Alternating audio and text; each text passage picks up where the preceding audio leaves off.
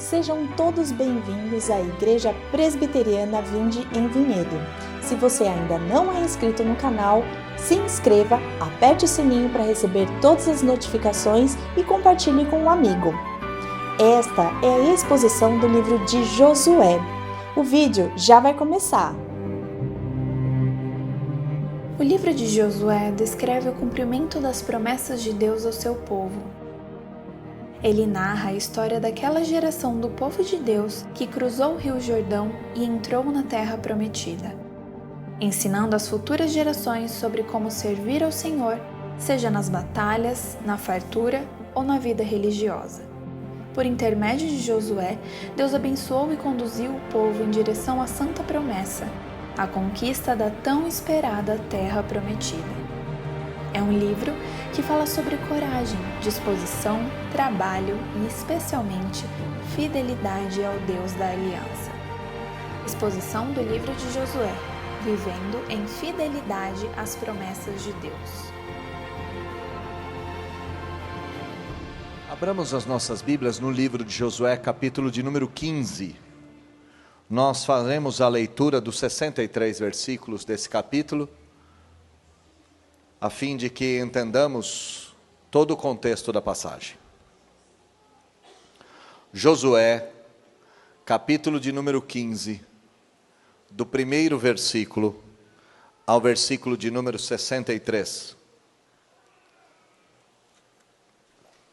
Josué 15, do 1 ao 63, está escrito assim: A sorte da tribo dos filhos de Judá, segundo as suas famílias, caiu para o sul, até ao limite de Edom, até ao deserto de Zim, até a extremidade do lado sul. Foi o seu limite ao sul, desde a extremidade do mar Salgado, desde a baía que olha para o sul, e sai para o sul até a subida de Acrabim, passa a Zim, sobe do sul a Cades-Barneia, passa por Esrom, sobe a Adar e rodeia Carca, passa por Asmon e sai ao ribeiro do Egito. As saídas desse limite vão até o mar, este será o vosso limite do lado sul. O limite, porém, para o oriente será o mar Salgado. Até a foz do Jordão, o limite para o norte será da baía do mar, começando com a embocadura do Jordão, limite que sobe até Bate-Hogla e passa do norte a Bet-Arabá, subindo até a pedra de Boã, filho de Ruben, subindo ainda este limite a Debir, desde o vale de Acor, olhando para o norte, rumo a Gilgal, a qual está a subida de Adumim, que está para o sul do ribeiro. Daí, o limite passa até as águas de En-Semens, e as suas saídas estarão do lado de En-Rogel. Deste ponto, sobe pelo vale do filho de Inom, do lado dos Jebuseus do sul, isto é, Jerusalém. E sobe este limite até o cimo do monte que está diante do vale de Inom, para o ocidente, que está no fim dos vales dos Refaíns do lado norte. Então vai o limite desde o cimo do monte até a fonte das águas de Neftoa, e sai até as cidades do monte de Efron. Vai mais esse limite até Baalá, isto é, Kiriat-Jearim. Então, dá volta o limite desde Baalá para o ocidente até o monte Seir, passa ao lado do monte de Jearim, do lado norte, isto é, Quesalon. E descendo a Bet-Semes, passa por Timna. Segue mais ainda o limite ao lado de Ecrom, para o norte, e indo a Siqueron, passa o monte de Baalá, saindo em Jabaniel, para terminar no mar. O limite, porém, do lado ocidental é o Mar Grande e as suas imediações. São estes os limites dos filhos de Judá ao redor, segundo as suas famílias. A Calebe, filho de Jefoné, porém, deu Josué uma parte no meio dos filhos de Judá, segundo lhe ordenara o Senhor, a saber, Kiriat-Arba, isto é, Hebrom.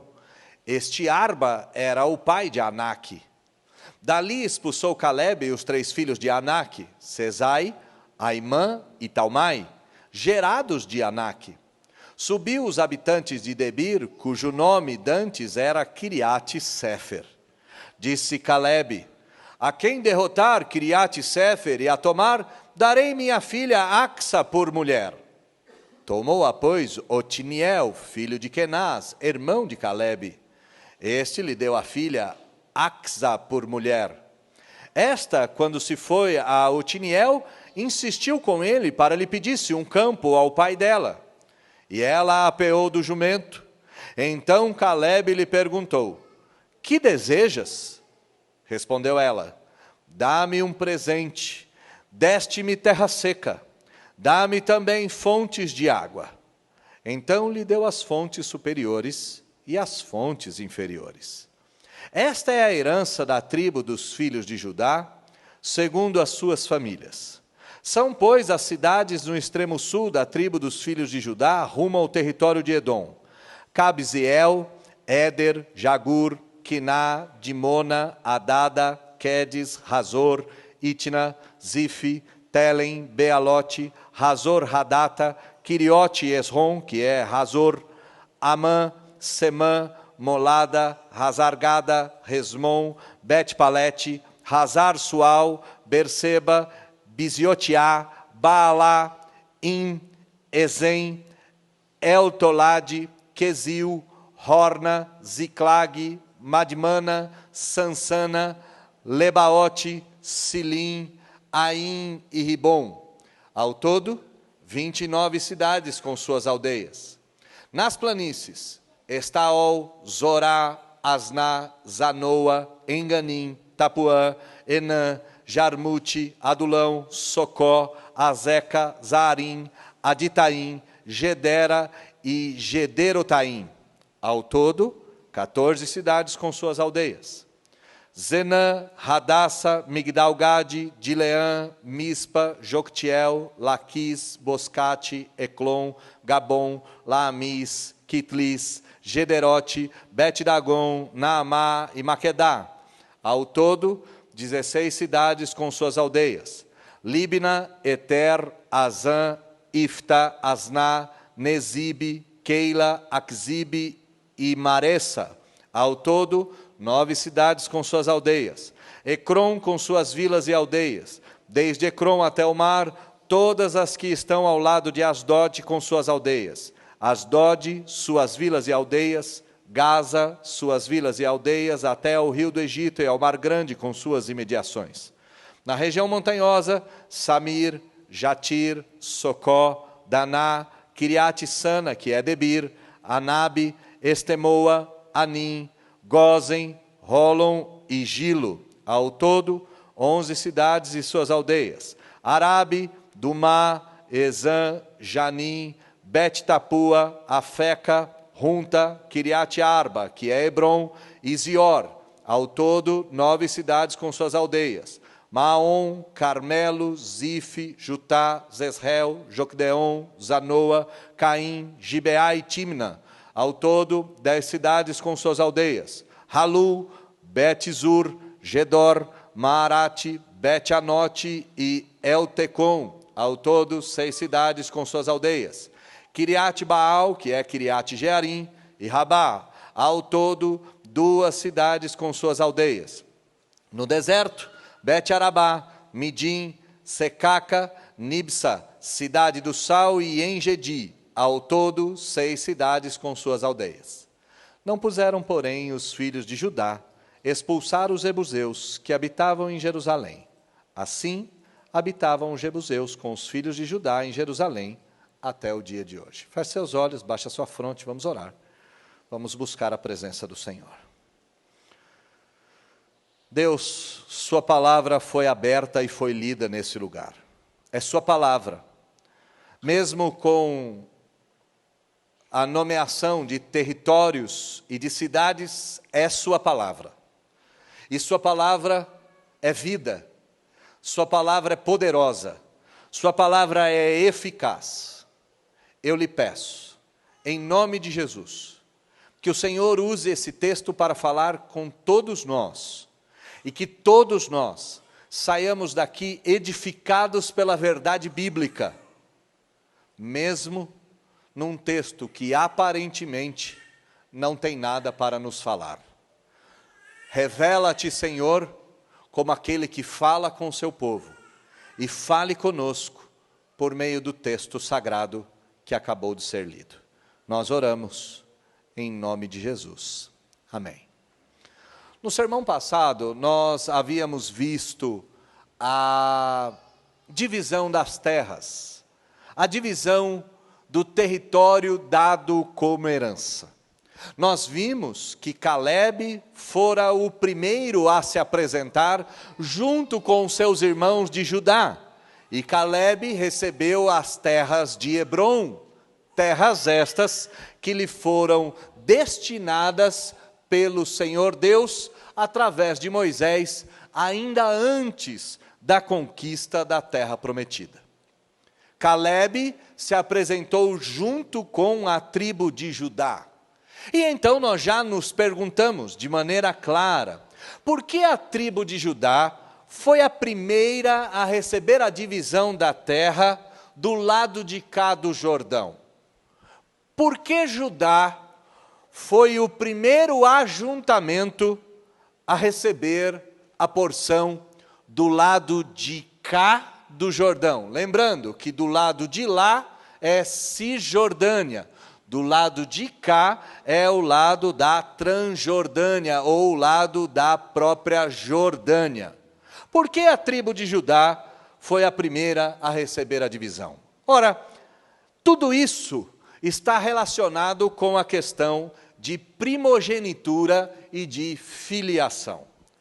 Primogenitura e filiação são conceitos bíblicos. A primogenitura se refere ao primeiro filho nascido de uma família. No contexto cultural do Antigo Oriente,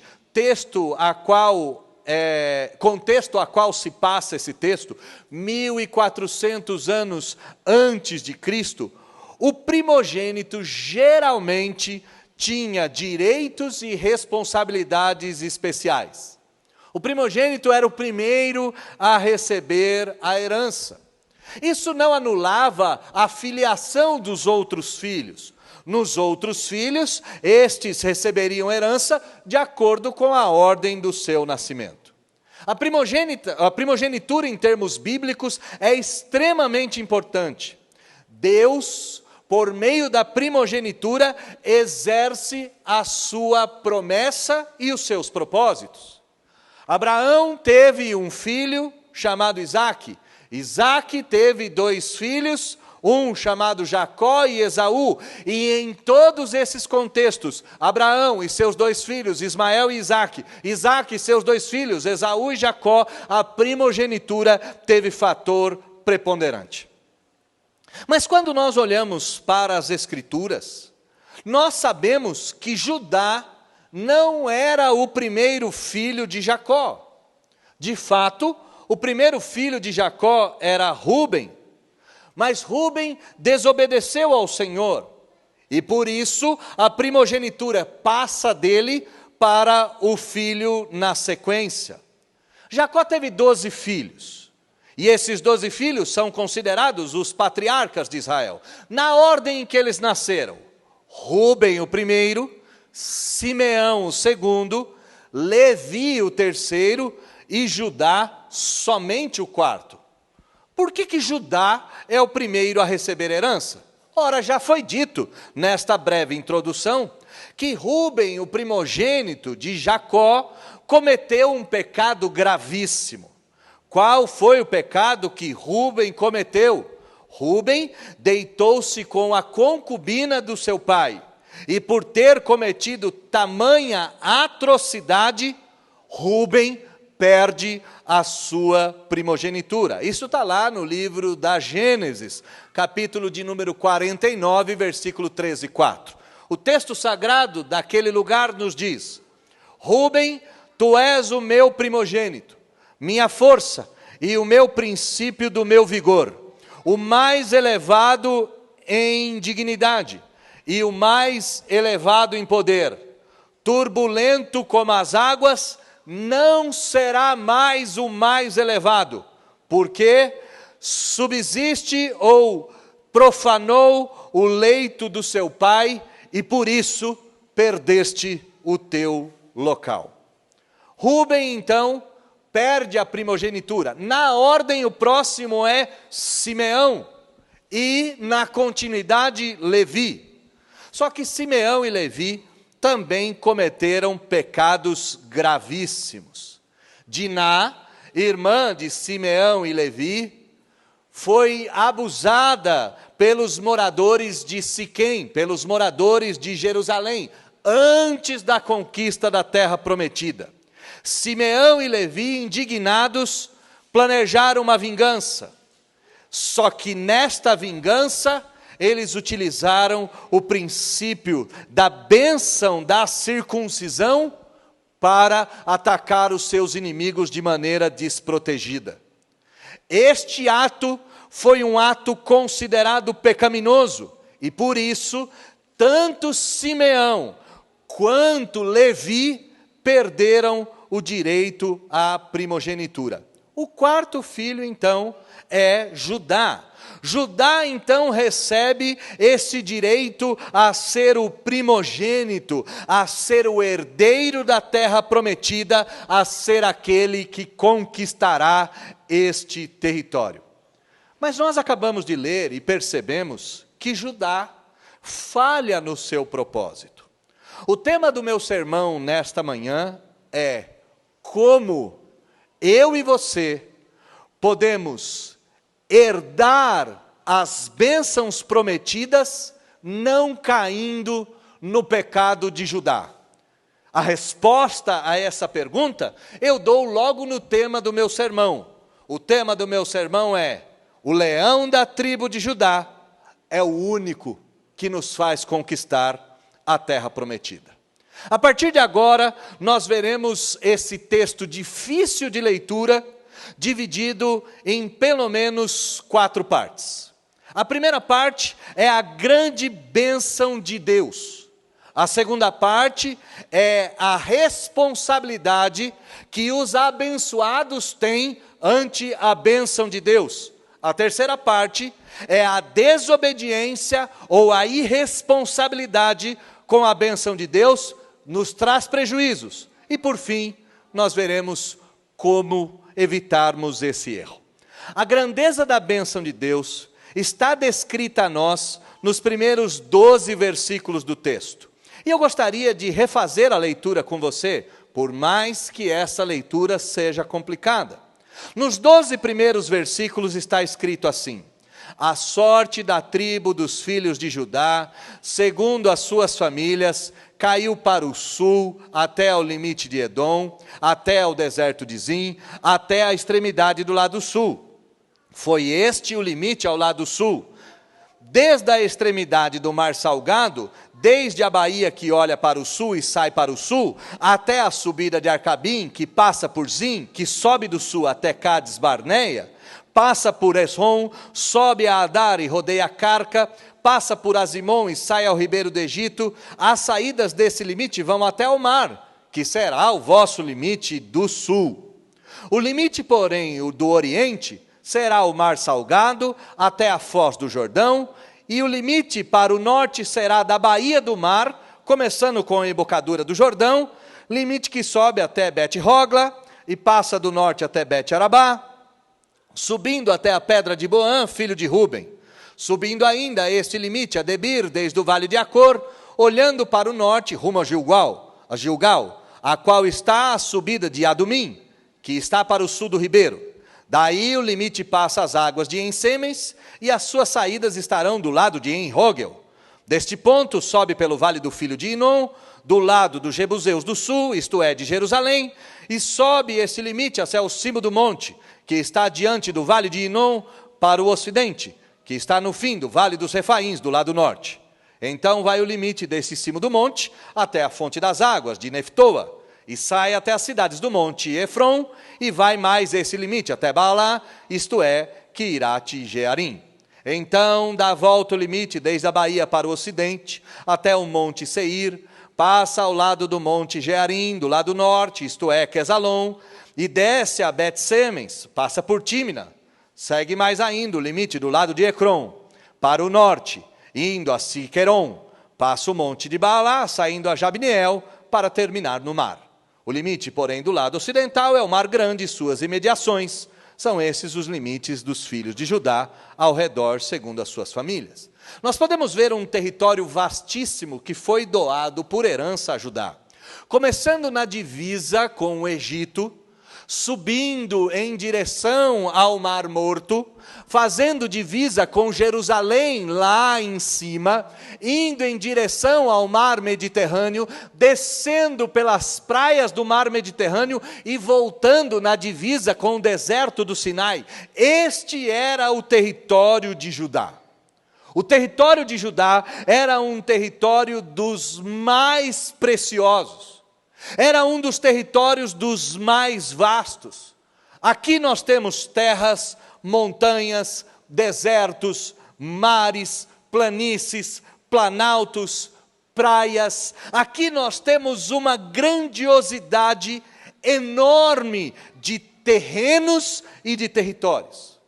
E este talvez seja o nosso primeiro ponto a respeito da grandeza das bênçãos de Deus. As bênçãos de Deus doadas para o seu povo são das mais variadas possíveis, mas apontam para a generosidade e para o cuidado de Deus. Deus não entregou para Judá apenas deserto, se bem que a maior parte do seu território é o deserto. Deus não entregou apenas montanhas, se bem que parte do seu território era composto por montanhas. Mas Deus entregou uma variedade incrível. As bênçãos de Deus foram tão abrangentes em termos de conteúdo e tão variadas em termos de terrenos, que é inegável olharmos para esse texto e afirmarmos a generosidade e o cuidado de Deus. Nós devemos enxergar, meus irmãos, que esse texto fala daquilo que Deus dá, que esse texto fala do caráter de Deus de ser doador de bênçãos ao seu povo. E as bênçãos de Deus envolvem generosidade e envolvem cuidado ou atenção. Deus não nega sua generosidade para os seus filhos. Deus não recusa seu cuidado e atenção para o seu povo. E nesse sentido, eu e você fazemos parte do mesmo cuidado, da mesma generosidade e da mesma atenção. As bênçãos de Deus são abrangentes, mas as bênçãos de Deus não são só abrangentes. As bênçãos de Deus são totalmente suficientes. Se você percebeu, a partir do versículo de número 20 até o versículo de número 62, nós temos uma longa lista de cidades. No versículo de número 32 diz que esta primeira parte era composta por 29 cidades. Versículo de número 36 diz que essa segunda parte era composta por 14 cidades. Versículo de número 41 diz que essa outra parte da divisão era composta por 16 cidades. Versículo de número 44 nos diz que 9 cidades e suas aldeias foram doadas. Versículo de número 41 nos dá uma outra parte, falando de 11 cidades e suas aldeias. Versículo de número 54, 9 cidades com suas aldeias. Versículo de número 57, 10 cidades com suas aldeias. Versículo de número 59, 6 cidades com suas aldeias. Versículo de número 60, 2 cidades, e versículo de número 62, outras 6. Eu sou um homem de humanas, não sou um homem de matemática, mas fiz o meu dever de casa. 112 cidades doadas pelo Senhor Deus. Perceba bem que o texto está nos dizendo que Deus entregou uma infinidade de territórios. Terras, montanhas, praias, desertos, mares, planícies, planaltos, terras agricultáveis, terras em que o povo seria protegido. Ao todo, 112 cidades daquele território foram dados por herança. E essa herança nos mostra o quanto Deus é generoso, o quanto Deus é cuidadoso e o quanto as bênçãos de Deus atendem exatamente às necessidades do povo. Judá era uma das grandes tribos de Israel, contada entre as mais numerosas. Não seria justo da parte do Senhor dar a eles meia dúzia de cidades, pelo contrário, aprove ao Senhor lhes dar 112 cidades. As bênçãos do Senhor são abrangentes, as bênçãos do Senhor são suficientes, as bênçãos do Senhor são fruto da própria providência do Senhor. Volta comigo no versículo de número 1. Versículo de número 1 diz que a sorte dos tribos dos filhos de Judá, segundo as suas famílias, caiu para o sul. Como é que se deu esse episódio? Todas as tribos de Israel se apresentaram diante do Senhor, como eles haviam feito durante muitos anos no deserto, na ordem da sua primogenitura. Judá se apresentou ante ao Senhor, e então aquele conselho solene, composto pelo poder político, composto pelo poder religioso, composto pelo poder militar, o presbitério de Israel se juntou e na presença do Senhor em Gilgal começou a partilha da herança. A partilha da herança foi feita por sorte, e eu disse no domingo passado que nós não podemos interpretar sorte como a loteria dos nossos tempos. Sorte naquele tempo, sorte naquele contexto, era a forma pelo qual Deus estabelecia a sua vontade. A sorte poderia ser tirada com pedras, a sorte poderia ser tirada com fitas, a sorte poderia ser tirada com cordas. Pouco importa o meio pelo qual a sorte era tirada. O que nos importa aqui é que a divisão das terras foi feita exatamente de acordo com a vontade do Senhor. Não por mérito, não por merecimento, mas exatamente pela mão providente do Senhor. Sabe, meus irmãos, às vezes a gente imagina que por fazermos isso ou fazermos aquilo, somos abençoados ou deixamos de ser abençoados. A primogenitura caiu sobre Judá por sorte. Foi o erro dos seus irmãos e não foi o mérito de si próprio. Assim que os filhos de Judá se apresentaram, foi detectado a sua abrangência. A quantidade de filhos e a quantidade de filhos de Judá não foi feita por mérito ou por merecimento, pois o Senhor é o autor da vida. Então, uma vastidão de terra foi sendo dada. 112 cidades foram sendo entregues. E tudo isso debaixo da mão providente do Senhor. A bênção de Deus, que é abrangente, que em termos de conteúdo e variação, atende a tudo e a todos, que é suficiente, ela é advinda única e exclusivamente do coração de Deus. E por que eu estou dizendo isso? Porque eu e você jamais encontraremos o favor de Deus se eu e você imaginarmos que tal favor pode ser comprado. Nós não compramos o favor de Deus. Nós não merecemos o favor de Deus. Nós não temos motivos em nós pelo qual Deus deve nos abençoar. Deus nos abençoa porque Ele é Deus. Deus nos abençoa porque a sua mão providente é abençoadora.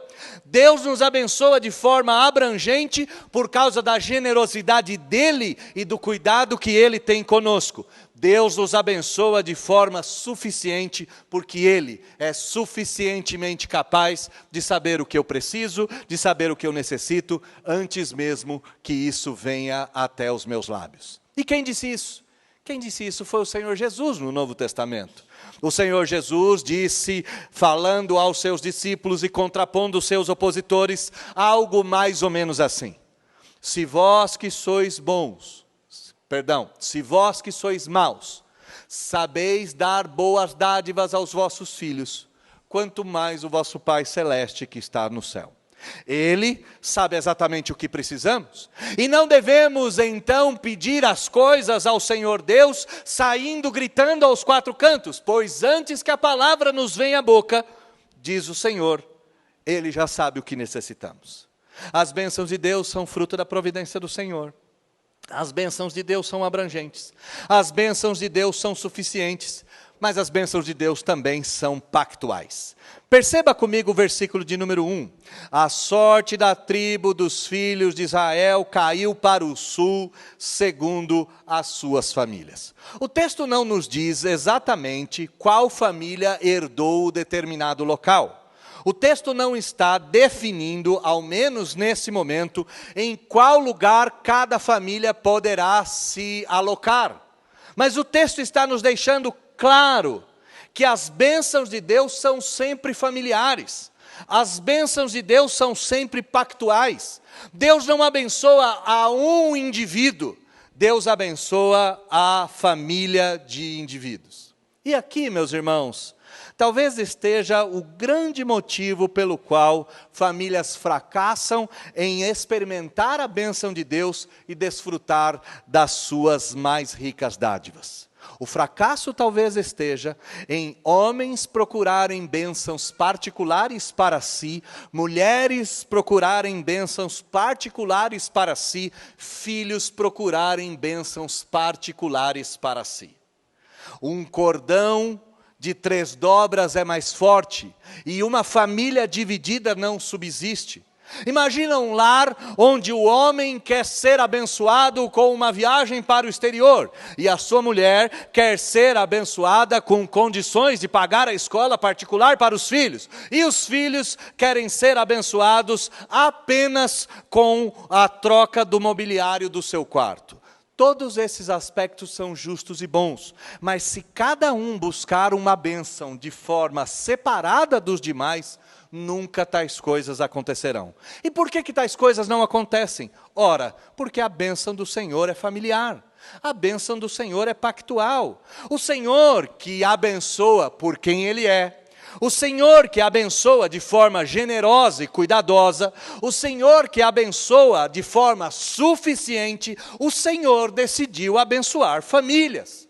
O Senhor decidiu abençoar lares. O Senhor decidiu abençoar homem, mulher e filhos. Então, a primeira dica do texto, ou a primeira aplicação prática, seguindo a distribuição da herança de Judá, busquemos a presença do Senhor em família. Busquemos a bênção do Senhor familiar. Busquemos a bênção do Senhor para todos. E essa bênção, ela é tão real, ela é tão evidente, ela é tão clara, que o versículo de número 4 vai nos fazer um apontamento para essa realidade. Quando você termina de ler o versículo de número 4, ele diz lá na última linha: este será o vosso limite para o sul. Deus não está dando a bênção para meia dúzia de indivíduos. Ele está dando a bênção para as famílias e está deixando claro para todos que a bênção é de todos. Note que Deus está mostrando o limite do sul é a bênção de vocês.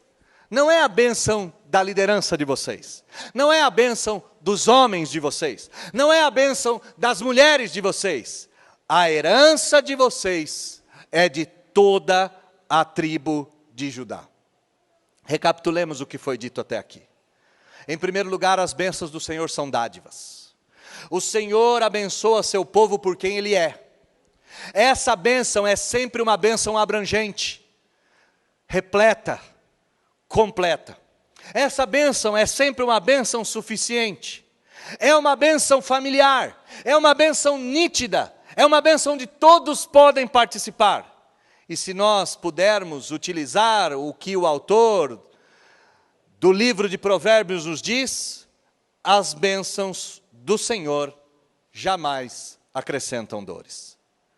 Contudo, as bênçãos do Senhor, mesmo sendo de graça, não podem ser tratadas de forma irresponsável. Olha comigo o versículo de número 13 até o versículo de número 19. A Calebe, filho de Jefoné, porém, deu Josué uma parte no meio dos filhos de Judá, segundo lhe ordenara o Senhor. A saber, que parte é essa? A parte é Kiriate Arba, isto é, Hebrom, e este Arba, a cidade de Arba, Kiriate Arba, este Arba era o pai de Anak. Dali, daquela cidade, expulsou Calebe os 3 filhos de Anak. Quem foram os 3 filhos de Anak? Sesai, Aimã e Talmai. Esses foram gerados de Anak. subiu aos habitantes de Debir, depois de expulsar os habitantes de Hebrom, Calebe subiu aos habitantes de Debir, cujo nome antes era Kiriat-Sefer, a cidade de Sefer.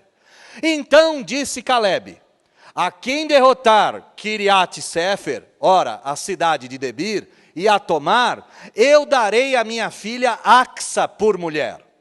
Então Otiniel, que era filho de Kenaz, que era irmão de Calebe, este Otiniel tomou a cidade, e então recebeu Axa por mulher. Axa, quando foi a Otiniel, insistiu para que ele pedisse a Calebe uma porção maior de terra. Então, Otiniel e ela foram até Calebe. E diante de Calebe, Calebe pergunta a Axa: que desejas? Ela respondeu: dá-me um presente, só tive terra seca, me dá fontes de água. Então Calebe lhe deu também as fontes de água superiores e as fontes de água inferiores. Bom, a bênção de Deus é exatamente esta relação em que Deus decide doar coisas ao seu povo por quem Ele é. Deus não doa coisas ao seu povo por quem o povo é, pelo merecimento do povo. Pelo contrário, Deus doa coisas ao seu povo porque o caráter de Deus é dadivoso. Só que o povo deve ser responsável sob as bênçãos de Deus. O povo deve ser, no mínimo, obediente ou responsabilizado em obedecer. Versículo de número 14, diz que Calebe foi até lá e expulsou Sesai, Amã e Talmai. Diz que Calebe foi até a cidade de Debir e resolveu expulsar os habitantes de Debir. Pediu ajuda, é verdade, mas Calebe cumpriu obedientemente aquilo que havia sido dito. Quando Deus abençoa o seu povo, nós não podemos simplesmente receber essa bênção e passarmos a ter uma vida irresponsável em relação a ela. Nós não podemos simplesmente receber essas coisas e acharmos que, uma vez recebido, nada mais precisa ser feito. É necessário, de forma responsável, cuidarmos daquilo que Deus deu. Calebe nos mostra que obedeceu não só a palavra do Senhor, mas foi responsável por desocupar todo o território que estava ocupado.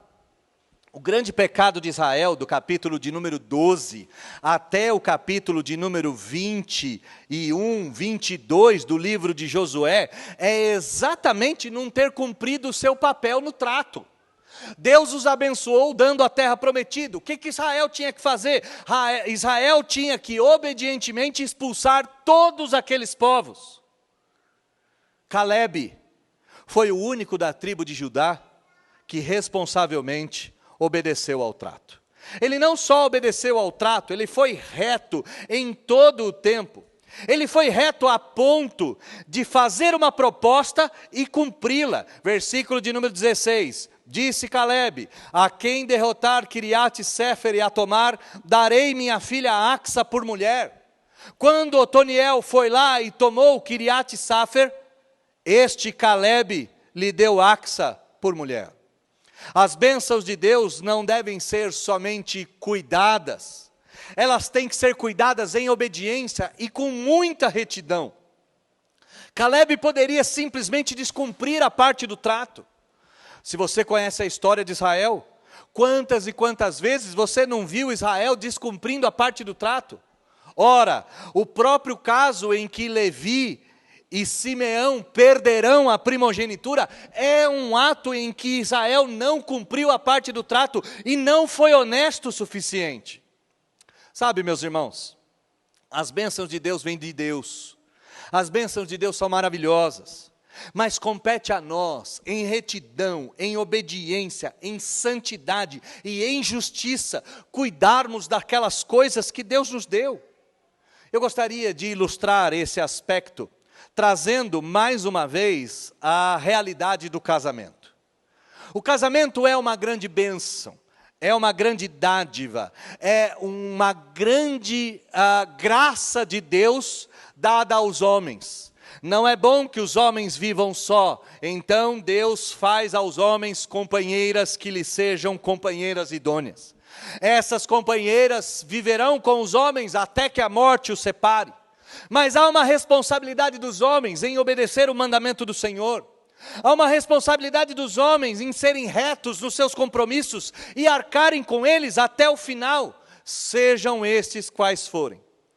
No fim das contas, o nosso grande problema não está na falta de bênção. O nosso grande problema está na irresponsabilidade com a qual lidamos com as bênçãos que Deus deu. Deus lhe deu a bênção de um casamento, cuide dele. Deus lhe deu a bênção de filhos, cuide deles. Não transfira a educação para a escola, não transfira a educação para a televisão, não transfira a educação para outros lugares, cuide deles. É sua responsabilidade. Cuidar e zelar da bênção de Deus é sua responsabilidade. Ser obediente com aquilo que Deus lhe deu é sua responsabilidade. Ser reto e justo com aquilo que Deus lhe deu. Como que a gente percebe a justiça aqui no caso de Calebe? Olha comigo o versículo de número 18. Quando sua filha Axa foi até Otiniel, ela insistiu com ele para que pedisse um campo ao pai dela, insistiu a Otiniel, para que este fosse até Calebe e lhe pedisse um campo. Então, ela vai apear do jumento e vai chegar até Calebe. Calebe vai perguntar a Axa: que desejas? Ela diz: dá-me um presente. Por que devo te dar um presente? Ora, eu só tenho terras secas. Como é que eu posso, é o que diz Axa, como é que eu posso dar continuidade na minha vida se eu só recebi terra seca? Haja com justiça sobre mim, meu pai, e me dê fontes de águas superiores e fontes de águas inferiores.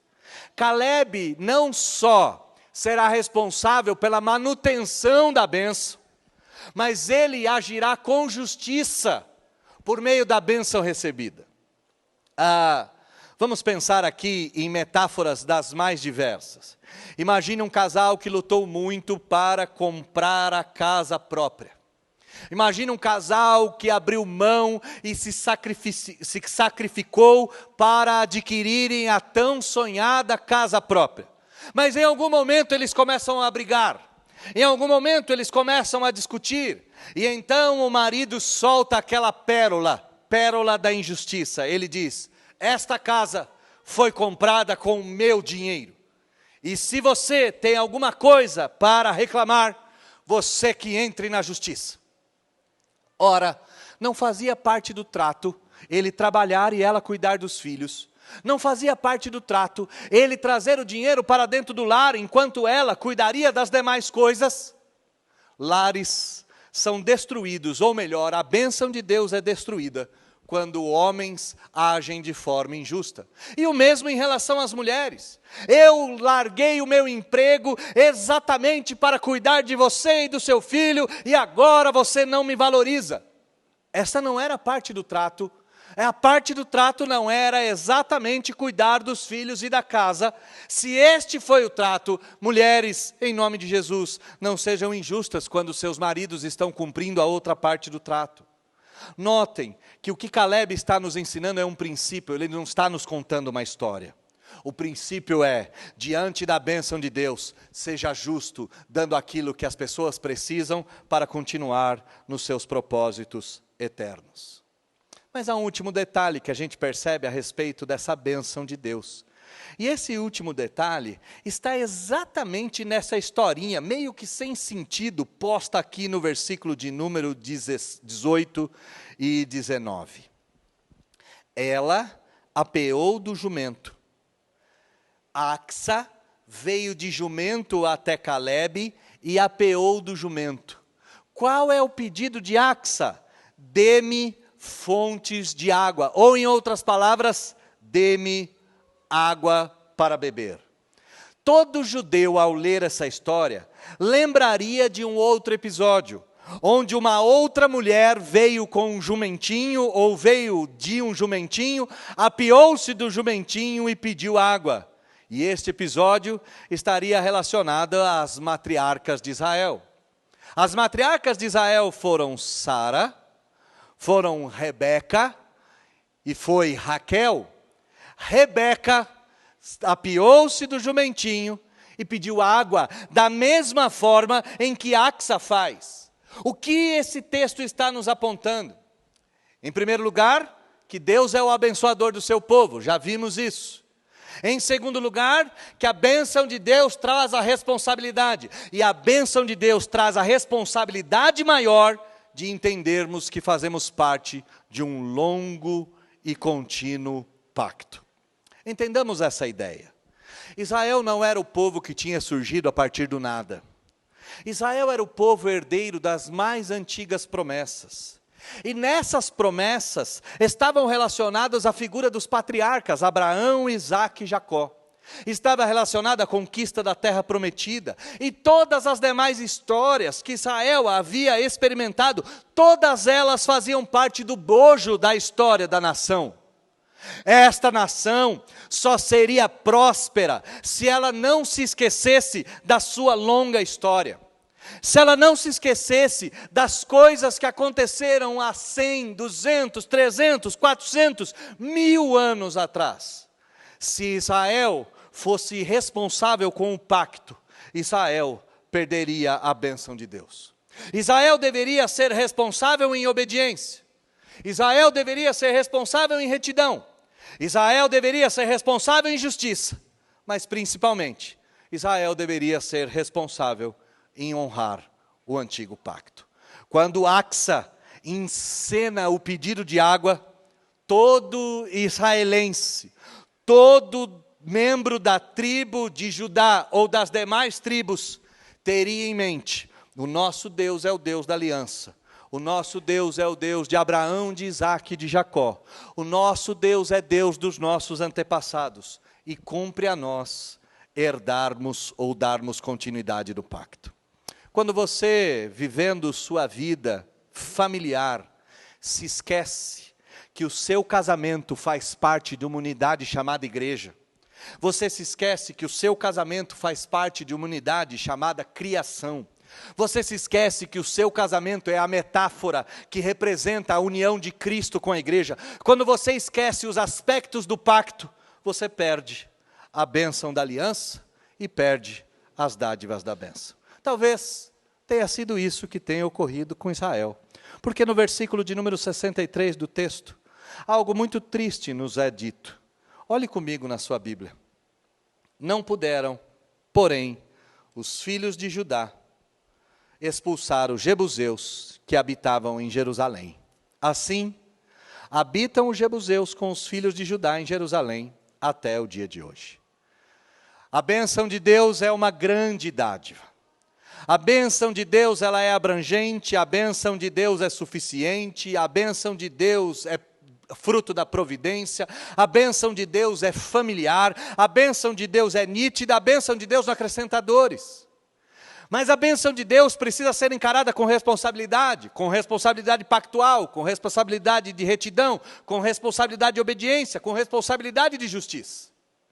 E todas as vezes com que o povo de Deus é irresponsável em relação ao seu trato com a bênção, destruições das mais variadas ocorrem. Versículo de número 63 diz que os jebuseus permaneceram habitando junto com Israel. Se você voltou e olhou algumas dessas cidades, você também deve ter percebido que a faixa de Gaza, a tão famigerada faixa de Gaza, também foi dada por herança aos herdeiros de Judá. Não é que Judá não expulsou os jebuseus. Judá também não cumpriu o seu papel em Gaza, em Askelon, em Asdote, cidades essas entregues pelo Senhor a Israel. A desobediência de Judá foi terrível. A desobediência de Judá gerou em pouquíssimo tempo, em menos de 300 anos, a degradação de todo o povo de Israel. A desobediência em manterem jebuseus, em manterem filisteus, a desobediência em manterem moabitas, amorreus, cananeus, A desobediência fez com que, em menos de 300 anos, Israel se transformasse num povo idólatra e num povo pagão. A irresponsabilidade, não só de Judá, mas em específico a de Judá, trouxe sofrimento até os dias de hoje. Quando nós olhamos aquela terra sendo bombardeada, aquela terra com crianças sendo utilizadas de escudo, nós devemos voltar os nossos olhos a 3.400 anos atrás, em específico ao livro de Josué, e olharmos nas linhas sabendo que Judá, ao invés de tratar a bênção de Deus com toda a responsabilidade, Judá foi desobediente em obedecer o Senhor. Infelizmente, quando eu e você somos irresponsáveis com o nosso casamento, quando eu e você somos irresponsáveis com os nossos filhos, quando eu e você somos irresponsáveis com as nossas finanças, quando eu e você somos irresponsáveis com o nosso trabalho, quando eu e você somos irresponsáveis com a nossa igreja, nós trazemos não só para nós, mas para as próximas descendências, sofrimento, desespero e dor. A falta de cumprimento dos propósitos de Deus pela tribo de Judá, trouxe a ruptura do reino, trouxe o sangue derramado na terra, e por fim, a grande e pior conclusão de todas, a desobediência do povo de Deus, trouxe sobre o povo de Deus a ira de Deus e, consequentemente, a sua punição. As bênçãos de Deus, quando maltratadas, se transformam em maldição. Grave isso. Esta é a mensagem do texto. A grande bênção que Deus deu, quando maltratadas, se transformou em maldição. Judá, que recebe a primogenitura como herança, é a primeira tribo a desobedecer e a maltratar a herança de Deus. Judá, que recebe a dádiva de ser o cabeça dentre as demais tribos, recebe a sentença de ser a primeira culpada em falhar. Ao invés de darem cabo da obra de conquista da terra prometida, os descendentes de Judá mantiveram os jebuseus, mantiveram os filisteus, e os efeitos disso ecoam até os dias de hoje. A pergunta então que a gente deve fazer olhando para o texto: pastor, Deus abençoa porque Ele é Deus, a bênção de Deus é familiar, a bênção de Deus é abrangente, a bênção de Deus é espetacular.